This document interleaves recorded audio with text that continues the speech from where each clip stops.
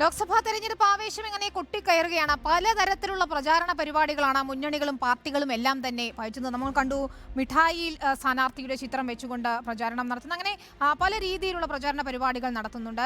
ആ തെരഞ്ഞെടുപ്പ് ജ്വരം ഇപ്പോൾ വസ്ത്രവിപണിയിലേക്കും എത്തിച്ചേർന്നിരിക്കുകയാണ്. സ്ഥാനാർത്ഥികളുടെ ചിത്രവും ചിഹ്നവും പതിച്ച വസ്ത്രങ്ങൾ വരെ വിൽപ്പനയ്ക്കായി കടകളിൽ തയ്യാറാണ്.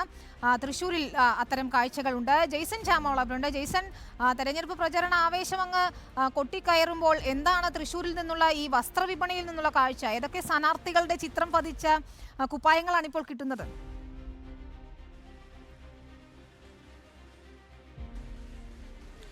വിനീത, എനിക്ക് പുറകിൽ കാണുന്നത് ഒരു പാർട്ടി ഓഫീസൊന്നുമല്ല, ഒരു പാർട്ടിയുടെ ഓഫീസല്ല.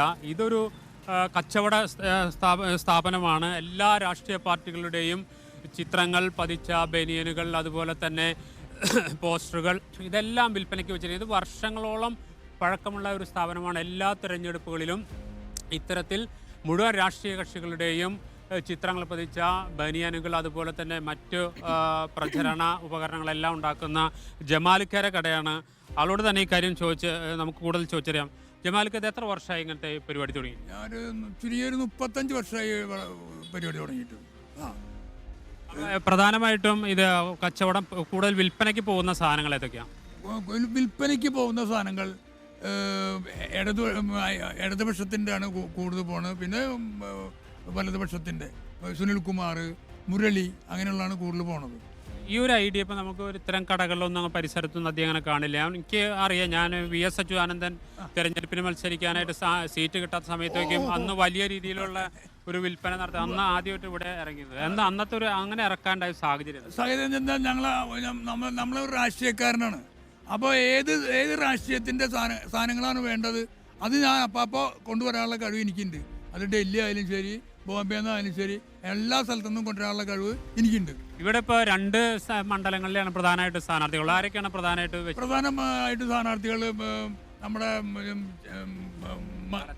ആലത്തൂര് രാധാകൃഷ്ണൻ, രമ്യ, അങ്ങനെയുള്ളതാണ് പ്രധാനമായിട്ടുള്ള ചെയ്യണത് ഞങ്ങൾ.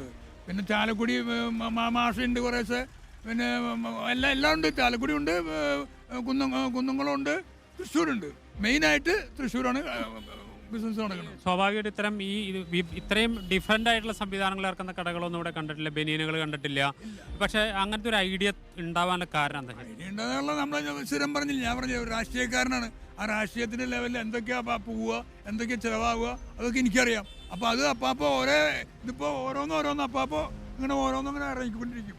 ഏതാണ് കൂടുതൽ ചിലവ് അത് അപ്പോൾ കൊണ്ടുവരും. ഇപ്പോൾ ഈ ലോക്സഭാ തെരഞ്ഞെടുപ്പിൽ ഏറ്റവും ശക്തമായ മത്സരം നടക്കുന്ന ഒരു മണ്ഡലമാണ് തൃശ്ശൂർ. അതിൻ്റെ ചൂട് ഈ വിൽപ്പനയിൽ കയറിയിട്ടുണ്ടോ? തീർച്ചയായിട്ടും ഈ വിൽപ്പനയിലുണ്ട്. ഇടതുപക്ഷത്തിൻ്റെ സുനിൽകുമാറിൻ്റെ ഉണ്ട്, മുരളിയിലും ഉണ്ട്. മെയിനായിട്ട് സുനിൽകുമാറിൻ്റെയും മുരളിയുടെയാണ് കൂടുതൽ പോയിക്കൊണ്ടിരിക്കുന്നത്. ഈ സുരേഷ് ഗോപിയിലേക്ക് വരവ് എങ്ങനെ എഫക്ട് ചെയ്യും? സുരേഷ് ഗോപിയുടെ വരവ് കച്ചവടത്തിന് അത്ര വലിയ ഒരു ഇത് പറയാൻ പറ്റില്ല. എന്നാലും കച്ചവടം ഉണ്ട് എന്ന് പറയില്ല. എന്നാലും മറ്റേ മുരളിയുടെയും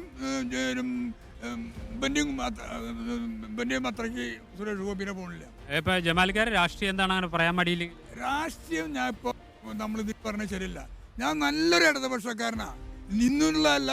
ഞാൻ മിച്ചമൂവി സമരം തൊട്ട് പിന്നെ നാട്ടിലാണ് എൻ്റെ വീട്. അവിടെ അന്ന് തൊട്ട് നമ്മൾ രാഷ്ട്രീയത്തിലുള്ള ആളാണ്. ഈ കടയിൽ ഞാൻ ആദ്യമായിട്ട് നേരത്തെ പറഞ്ഞ പോലെ VS അച്യുതാനന്ദന്റെ ചിത്രമാണ്. അന്ന് VS അച്യുതാനന്ദൻ സീറ്റ് ജമാലിക്കർ VS അച്യുതാനന്ദൻ പക്ഷക്കാരനാണ്. അങ്ങനെ പക്ഷക്കാരനല്ല. ഞാൻ നിഷ്പക്ഷമായിട്ട് നിൽക്കുന്ന ആളാണ്. എല്ലാവരും നമുക്ക് അന്ന് സീറ്റ് നിഷേധിച്ചപ്പോഴാണ് ആളുകൾ ഈ വസ്ത്രം ഇട്ട് ഇറങ്ങുന്ന ഒരു അത് ഇവിടെ നിന്നാണ് നമ്മൾക്ക് എനിക്ക് ഓർമ്മയുണ്ട് വാങ്ങിച്ചത്. ഞങ്ങൾക്ക് അപ്പോൾ തോന്നി കുറച്ച് ബനിയനടിക്കണം, അപ്പോൾ അങ്ങനെ ചെയ്യണം. അത് വളരെ വളരെ വളരെ വളരെ വളരെ ഒരു വലിയൊരു ഇതിലേക്ക് എത്തിയത്. പിന്നെ എവിടെ നിന്നാണ് ഈ സാധനം കൊണ്ടുവരുന്നത്? എങ്ങനെയാണ് ഇതിന്റെ മാർക്കറ്റ് അവസ്ഥ?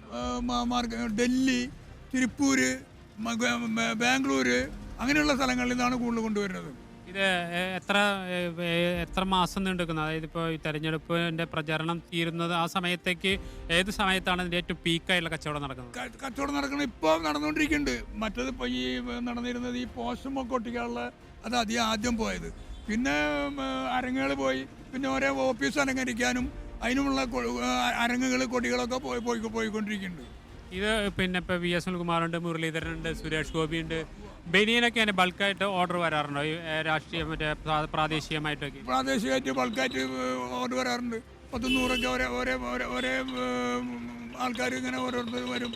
25, 100 ഇന്നലെ തുറക്കില്ല എന്ന് വെച്ചതാ. ഇന്നലെ ദുഃഖവെള്ളിയാഴ്ച തുറക്കില്ല ചോദിച്ചാൽ ഇന്നലെ ഒരു പാർട്ടി വന്ന് 25 ബനിയനും ചില്ലറ സാധനങ്ങളും സുനിൽകുമാറിനെ കൊണ്ടുപോയി. ജമാൽക്ക് ഏറ്റവും ഇഷ്ടപ്പെട്ട നേതാക്കൾ ആയിരിക്കണം? ഒരുപാട് നേതാക്കളെ തെരഞ്ഞെടുപ്പുകൾ വെച്ചിട്ടുണ്ട് ഫോട്ടോസ്, പക്ഷെ ഇഷ്ടപ്പെട്ടൊരു നേതാവ് ഉണ്ടാവില്ലേ? നേതാക്കൾ എനിക്ക് ഏറ്റവും ഇഷ്ടപ്പെട്ട നേതാവ് ഒന്ന് സുനിൽകുമാർ, ഒന്ന് തെരഞ്ഞെടുപ്പ് പ്രചാരണം അങ്ങനെ കൊട്ടിക്കയറുമ്പോൾ ജമാലിക്കയുടെ കടയിലേക്ക് ചെന്നാൽ നമുക്ക് ഏത് സ്ഥാനാർത്ഥിയുടെ ചിത്രം പതിച്ച കുപ്പായമോ പോസ്റ്ററോ ഒക്കെ തന്നെ കിട്ടും. VS സുനിൽകുമാർ ആവട്ടെ, K മുരളീധരൻ ആവട്ടെ, സുരേഷ് ഗോപി ആകട്ടെ, അങ്ങനെ എല്ലാവരുടെയും ചിത്രങ്ങൾ പതിച്ച കുപ്പായങ്ങൾ അവിടെ വിപണിയിൽ സജീവമാണ്. ജെയ്സനാണ് വിവരങ്ങൾ നൽകിയത്. ഇനി